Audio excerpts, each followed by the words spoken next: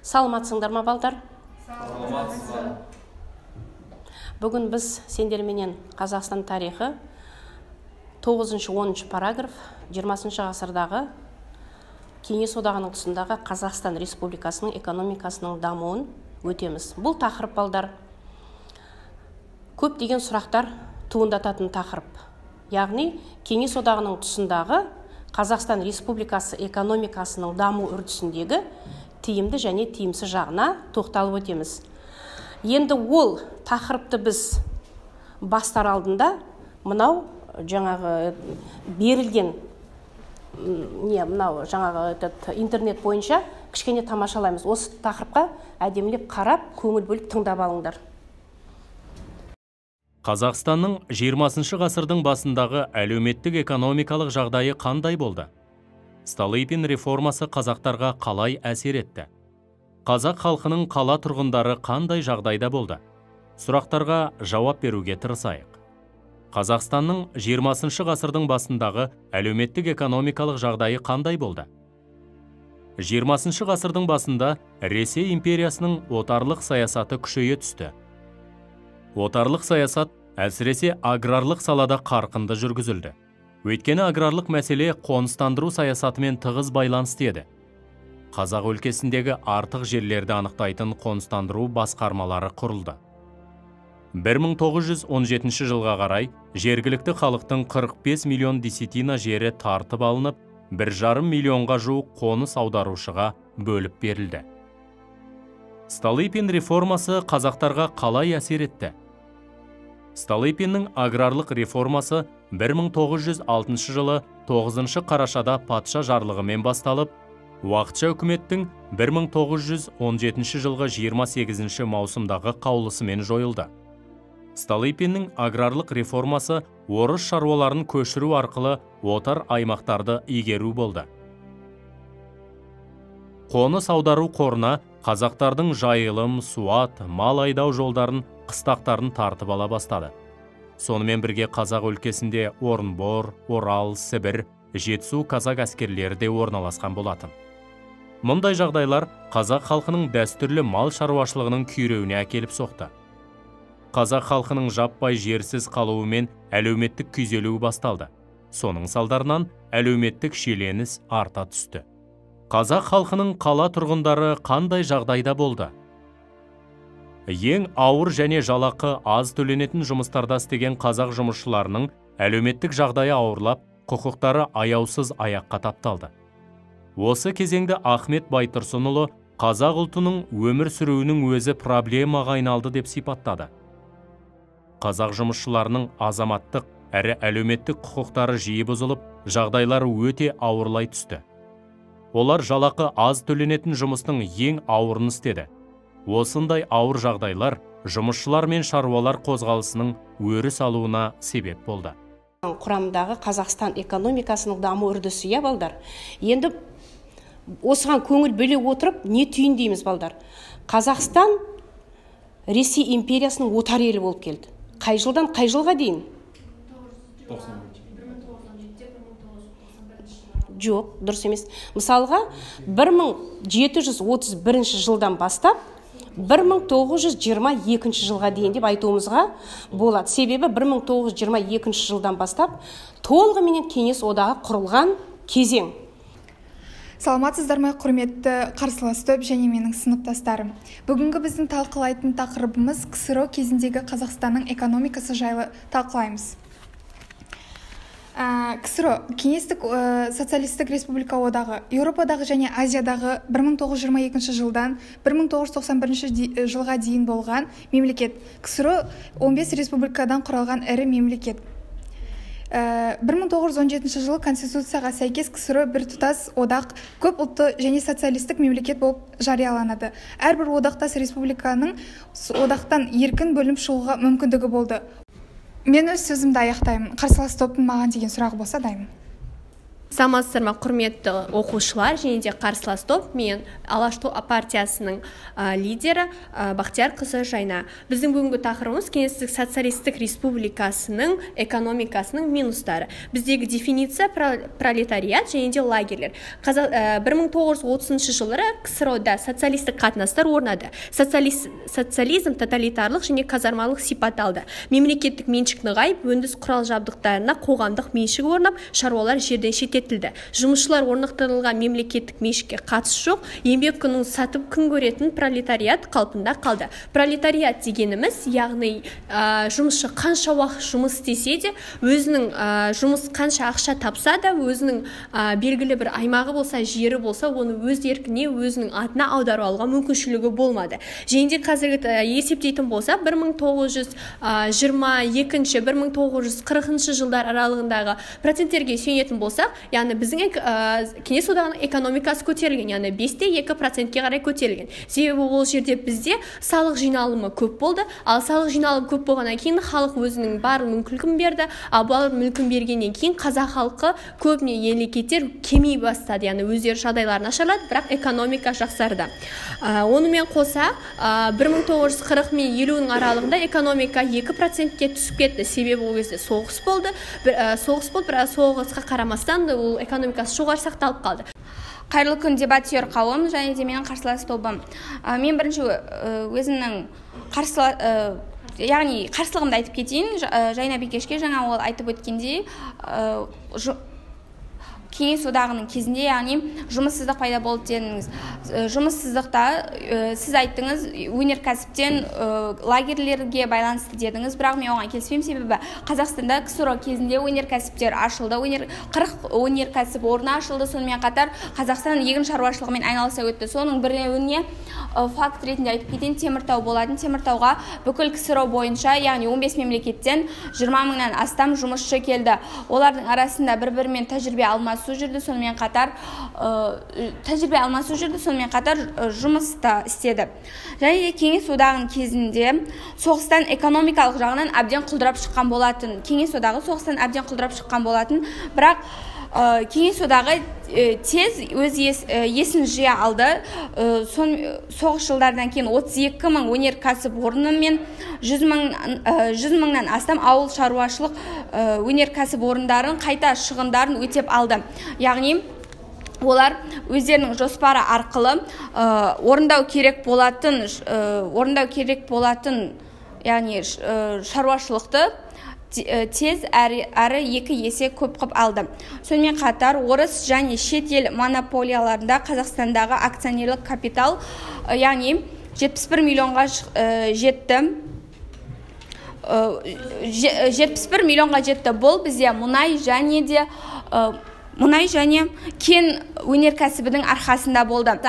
Қазақстанның экономикасына көп үлесін қосқан ол жоспар болатын, яғни жоспар арқылы экономика тез арада өзінің құлдыраған және шыңға ұшырағанның барлығын шығарып алды. Назарларыңызға рахмет. Саламатсыздар ма, қарсылас топ және сыныптастар. Мен бірінші спикердің сөзіне келіспеймін. Бұл жағдайда тиімсіз жағдайлары да бар. Сіздердің айтып отқан кәсіпорын және тың және тыңайған жерлерді игеру кезінде егіншілікте өте кемшіліктер болды.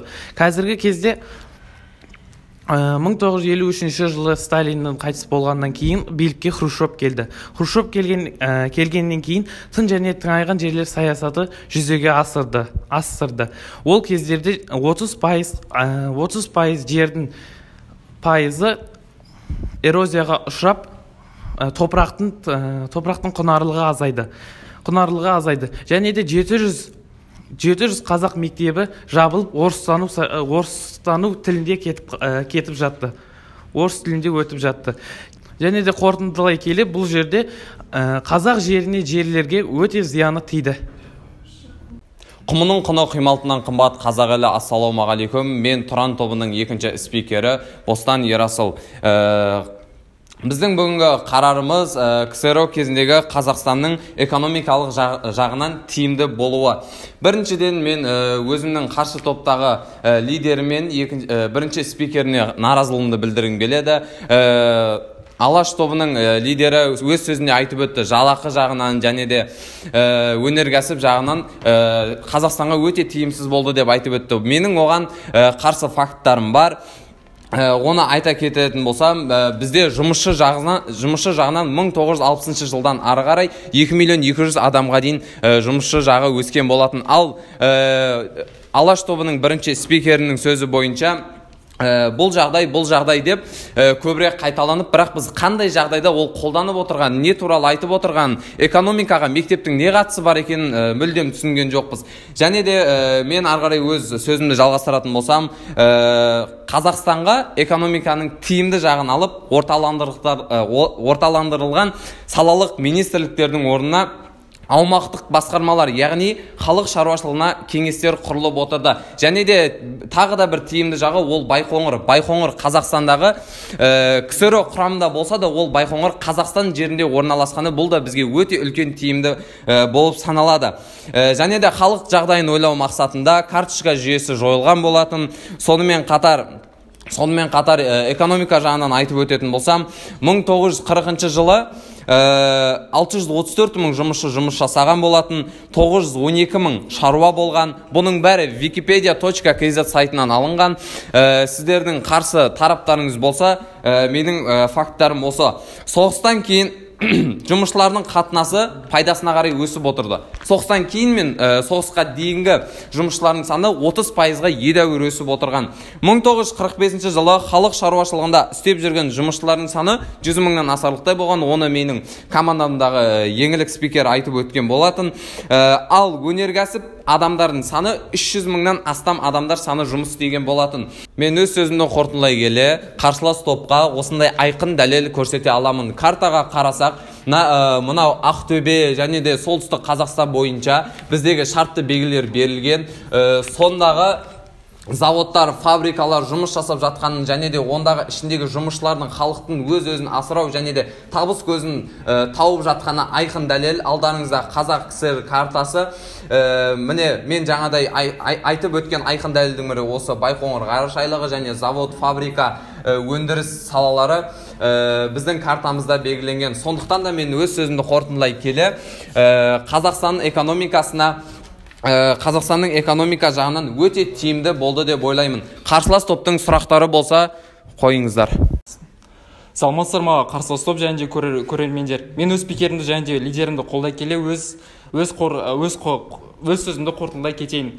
Жалпы ұлттық өнімдердің орташа жылдық өз қарқынында 1928 жылдан 1940 жылға дейін 5,8% және де 5,7% құрады. 1950-1960 жылдары және де 1960-1970 жылдары 5,2% құраған. 1940-1950 жылдар аралығында 2,2% деңгейге дейін құлдырау болды. Бірақ 1970-1975 жылдар аралығында жалпы ұлттық өнімдердің орташа өсімі 3,10%-ке дейін, ал 1975-1980 жылдар аралығында 2,6%-ке дейін баяулаған. Яғни көтерілген сайын сол ғұрлым ол баяулаған. Қазақтар көшпенді болған соң көптеген жерлер бос жатқан деп айтып кетті, және де оны 1925-1927 жылдары Қазақстанда зерттеген Голощекин Сталиннің өзіне жеткізген. Ал Сталин болса ол кездегі КСРО-ны аграрлық және индустриялық мемлекет деп көретін. Содан Қазақстанды отаршылық қылу керек деген шешіммен қабылданды. Сөйтіп мал бағып ет жеп жүрген қазақтарды малдарын тартып алды. Сөзім соңында тағы да бір ақпарат қоса кетейін. Қарсылас топқа мен өзімнің пікірлерім бар. Бағана Байқоңыр ол Ресейден алып келді. Өткен ол өздерінің жерінде істеуге ракеталарды ұшыруға болатын еді. Ол Қазақстан жеріне алып келді. Ол Қазақстанның экономикасын және де адамдардың денсаулықтарына өте зиянын келтіреді. Ол не үшін, не себептен өздерінің жерінде сол ұшыруға болмайтын еді деген сондай бір мен өз пікірім бар. Қарсы топтың спикері айтып өткендей, Байқоңырдың бізге денсаулыққа зиян деп атап өтіп жатыр. Бізге болған тиімді емес деп жатыр. Неліктен? Сіз мысалы біздің Байқоңыр қазақ жерінде болғаны өте тиімді. Неге? Сіздер айтып отырсыздар, денсаулыққа зиян деп отырсыздар. Бірақ біз сол Байқоңыр арқылы өз еліміздің экономикасын ілгері көтеріп отырмыз. Сол туралы ақша тауып отырмыз. Денсаулыққа зиян болса, оған бөлек ақы беріп жатыр. Үкімет тарапынан ақы бөлініп жатыр. Сіздің ойыңызбен келіспедім. Неге сіз Байқоңырда қазақ жерінде болмағаны дұрыс деп неге ойлайсыз? Байқоңырда мысал үшін ол жерде жанында адамдар тұрмаса да, бірақ ол жерде кейінгі ұрпаққа мысал үшін ол зиян келтіруі мүмкін. Мысал үшін ядролық және де басқа да заттар қалып кетуі мүмкін. Сол себептен ол адам денсаулығына зиян келтіреді. Ал Байқоңырсыз Қазақстанда қалай дамытамын деп ойлайсыз? Мен сөйлейін. Сіз бәзір айтып жатсыз ғой, Байқоңыр негізінен Ресейдің жалдап алған жері. Ал ол жерде алған жер, ол тек қана Ресейге ғана пайда түсіреді деген сөз. Ол бізге пайда түсірмейді. Яғни оның зияны тек біздің қазақ халқына түседі, және де қазақ халқының денсаулығына түседі. Және де біле білсеңіз, Байқоңырдың жанына ешқандай шөп, ешқандай өсімдік өспейді. Және онымен қоса біле білсеңіз, бізде Семей полигоны болды. Семей полигоны біздің қазақ халқына үлкен зиян алып келді. Бірақ оны ешқайсыңыз атап өткен жоқсыздар. Себебі оның зияны көп халықтың әлі күнге дейін ол жердің зияны ешкім тұрғысы келмейді. Ол жерде адам өте аз кездеседі ол жерде. Сол себепті адамдар көбісі ауру болғандықтан ол жерге де ақша төленеді. Оның ақша төлеген не пайда, егер адамдардың денсаулығына үлкен зиян келсе? Менің сөзім осы. Рахмет. Қазіргі мысал үшін зауыттар мен фабрикалар істемей тұр. Ол өткені КСРО кезіндегі экономикаға тәуелді болды.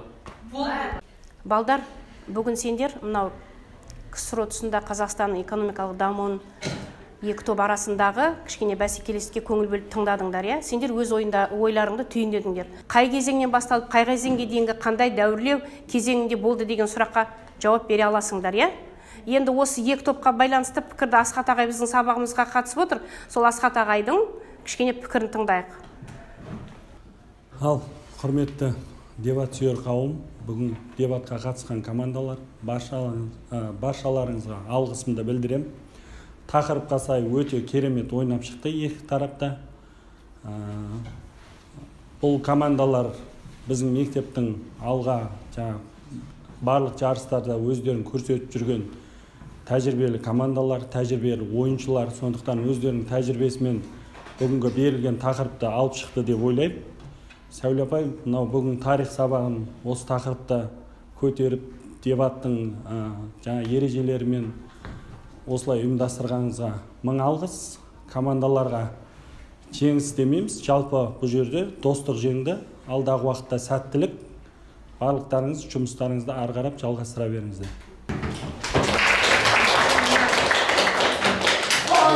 Балдар, осыменен сабағымыз аяқталды. Үйге параграф 9-10-ның соңындағы 3 тапсырма бар. Соны жазбаша түрде және ауызша түрде дайындап келесіңдер.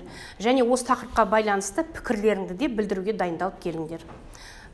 Үйге тапсырманы жазып алыңдар барлықтарың. Рахмет, сабаққа қатысып, көңіл бөліп тыңдағандарыңызға. Келесі сабаққа баруларыңызға.